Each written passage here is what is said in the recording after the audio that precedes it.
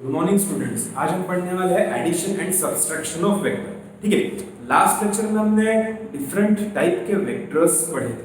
For example हमने पढ़ा था पोजीशन वेक्टर, उसके बाद resultant vector, equal vector, negative vector, null vector या हम इसको जीरो वेक्टर भी कहते थे। ठीक है, तो आज उसी वेक्टर्स का एडिशन और सब्सट्रैक्शन के बारे में पढ़ना है हमको। पढ़ते हैं, लेकिन उसके पहले वेक्टर होता क्या है? वेक्टर इज अ क्वांटिटी जिसको रिप्रेजेंट किया जाता है उसके मैग्नीट्यूड से और उसके डायरेक्शन से। मैग्नीट्यूड मतलब उसकी वैल्यू, समझ में आया बेटा? स्केलर को रिप्रेजेंट करने के लिए सिर्फ मैग्नीट्यूड की जरूरत पड़ती है, ओनली वैल्यू की जरूरत पड़ती है स्केलर्स को रिप्रेजेंट करने के लिए। लिख देता हूं यहां पे स्केलर्स ओनली मैग्नीट्यूड और vectors magnitude as well as direction। समझ में आया? तो ऐसी क्वांटिटीज जिनको मैग्नीट्यूड की भी जरूरत पड़ती है और डायरेक्शन की भी जरूरत पड़ती है रिप्रेजेंट करने के लिए, ठीक है, उनका एडिशन और सब्सट्रैक्शन पढ़ने वाले हैं। समझ में आया बेटा? उनका एडिशन और सब्सट्रैक्शन पढ़ने वाले हैं। तो देखते हैं सबसे पहले एडिशन, कैसे एडिशन करते हैं उनका।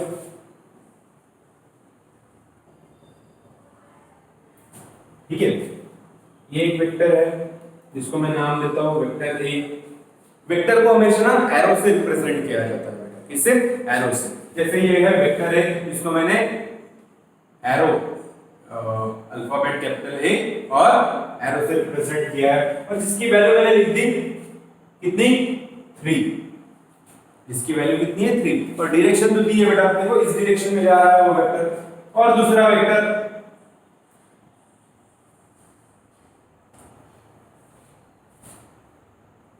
ये है वेक्टर बी, ठीक है, और इसकी वैल्यू है 5 और इसकी वैल्यू क्या है? 5।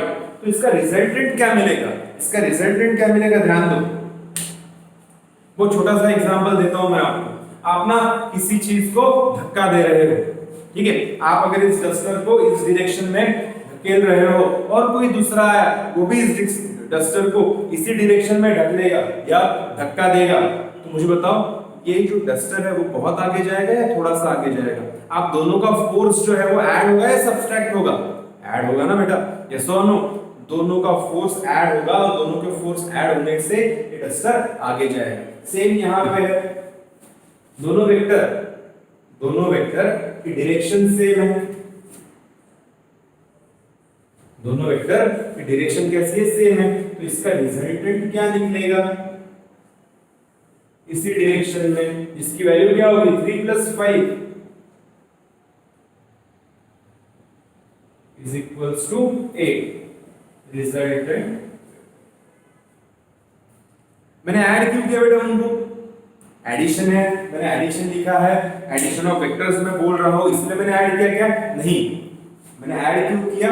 क्योंकि वो दोनों वेक्टर्स सेम डायरेक्शन में जा रहे थे। क्योंकि वो दोनों वेक्टर्स सेम डायरेक्शन में जा रहे थे। जब कोई दो वेक्टर्स सेम डायरेक्शन में जाएंगे तो हमेशा उसका क्या होगा? एडिशन होगा। समझ में आया? अब अगर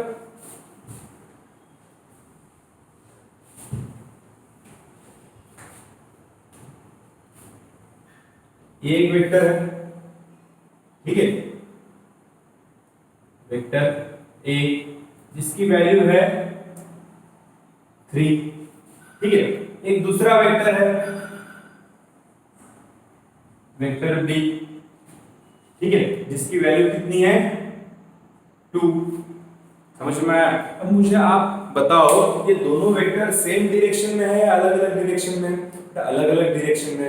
अलग डायरेक्शन में है मतलब एक इधर जा रहा है, एक इधर जा रहा है, मतलब एक इस डायरेक्शन से फोर्स लगा रहा है, दूसरा इस डायरेक्शन से फोर्स लगा रहा है। तो मुझे बताओ उस कंडीशन में जो फोर्स है वो ऐड होगा या सब्सट्रैक्ट होगा? सब्सट्रैक्ट होगा, कम होगा बेटा, यस और नो? फोर्स कम होगा। यहां पे जो भी रिजल्टेंट मिलेगा is equals to 3 - 2 is equals to 1। समझ में आया? मैं यहां पे लिख देता हूं, ध्यान दो। When vectors having same direction, then addition of vector is done। एक पॉइंट हो गया। सेकेंड इसी से लिखेंगे, when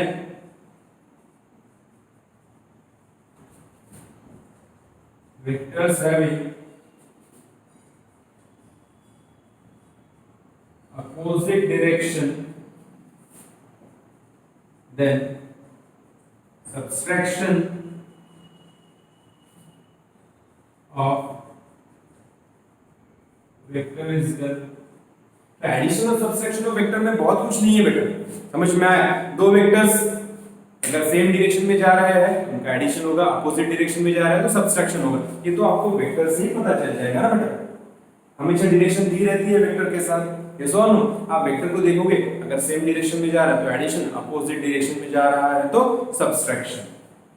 ठीक है, इसके बाद थोड़ा सा इंपॉर्टेंट टॉपिक है, थोड़ा सा इंपॉर्टेंट टॉपिक है triangle law.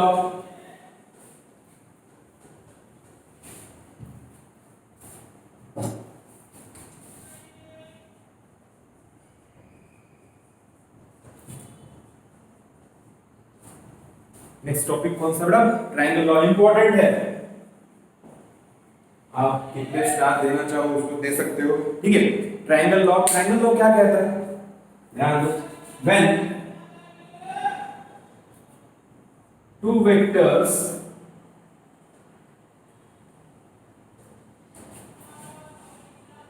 are represented in magnitude and direction by two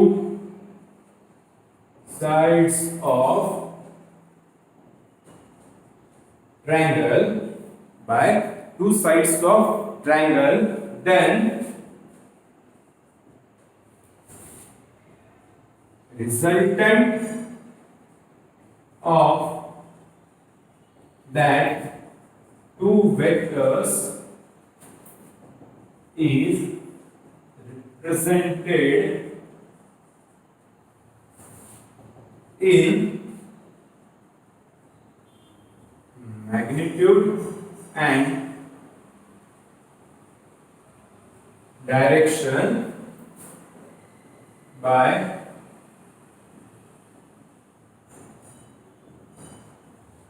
remaining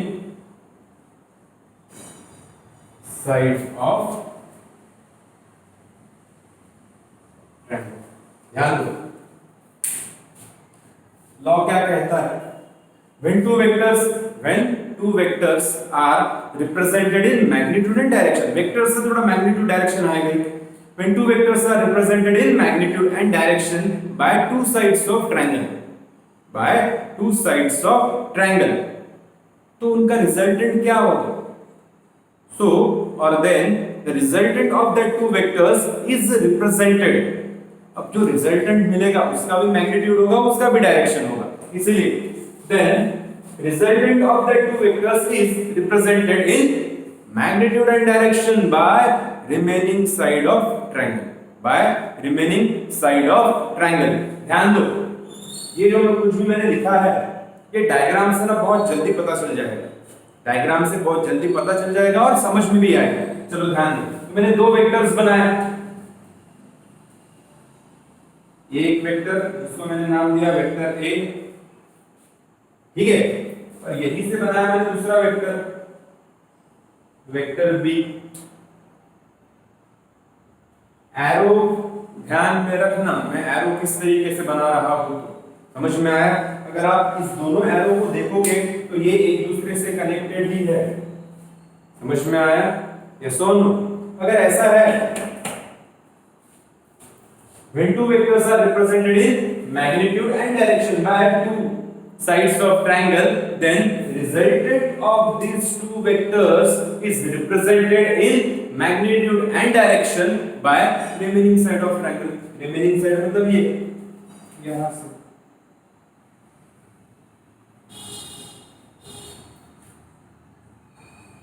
सही है क्या?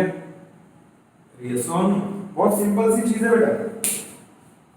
वो क्या बोल रहे हैं, दो वेक्टर्स ऐसे हैं, दो वेक्टर्स जिसको आपने मैग्नीट्यूड और डायरेक्शन में दिखाया है, और वो दो वेक्टर्स कैसे, टू साइड्स ऑफ ट्रायंगल, कैसे वो टू साइड्स ऑफ ट्रायंगल है। तो उसका जो रिजल्टेंट आएगा वो भी मैग्नीट्यूड दिखाएगा, वो भी डायरेक्शन दिखाएगा। कैसे दिखाएगा? By remaining side of triangle. अगर इसको मैं C लिख देता हूं तो मुझे क्या मिलेगा? Vector C is equals to vector A plus vector B। Resultant बोला है ना बेटा, इन दोनों का जो भी इफेक्ट होगा वो कंबाइन इफेक्ट किसका होगा? वेक्टर C का। ये सोनो इसलिए इस तरीके से बोला है। फिर से एक बार देखते हैं, इसको ध्यान देंगे। ये मैंने दो वेक्टर्स बनाए यहाँ पे, this is vector A, arrow proper ले देंगे, दिस इज वेक्टर B,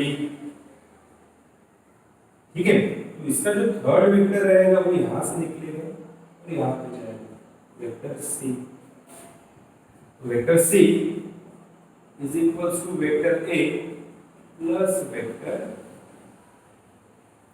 समझ में आया? एक साथ एक बार फिर से बोलेंगे, आप भी बोलेंगे। When two vectors are represented in magnitude and direction by two sides of triangle, when two vectors are represented in magnitude and direction by two sides of triangle, then the resultant of that vector or two vector is represented in magnitude and direction by remaining side of triangle। समझ में आया? by remaining side of triangle।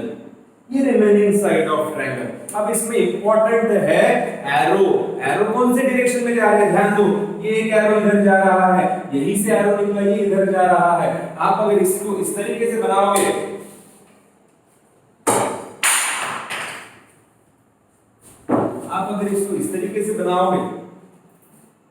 या अगर lock हो गया होगा तो मैं लॉक मिटा ही देता हूँ। यहाँ पे डायग्राम थोड़ी बड़ी बनाएंगे, अच्छे से दिखेगी। लॉक हो, आप पॉज करके, वीडियो पॉज करके नोट डाउन कर लेंगे, ठीक है।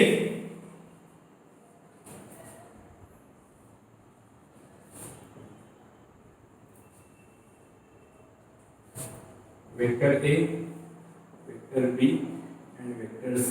तो vector C is equals to vector A plus vector B, ठीक है। एरो देखेंगे, आप बोलोगे सर मैंने ये एक वेक्टर ऐसे बनाया और दूसरा वेक्टर ऐसे बनाया और ये तो मैंने ऐसे बना ही दिया। इस कंडीशन में vector C is equals to vector A plus vector B होगा क्या? नहीं होगा, ठीक है। ये डायग्राम के लिए, ये डायग्राम के लिए नहीं होगा।